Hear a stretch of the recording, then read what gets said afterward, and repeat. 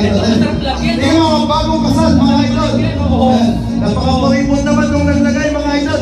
Tingnan nyo, 50 pesos. Ayan. Ayan po si Miss Trixie at saka si Sir Bong. Ayan.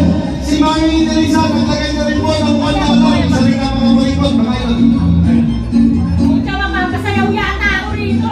Hindi ka kasal, hindi ka bagong kasal. Mga bagong kasal naman. Ang naglagay na rin po si Mama Intiman ng $100 pesos. Isa rin po rin po. Ayan po ang bagong kasal from USA. Kinasal sa Bicol. Nandito ngayon sila sa Nasugbo. Ayan. Para makalikom ng kanilang pamasahe pauwi ng USA ay nagsasayaw sila dito.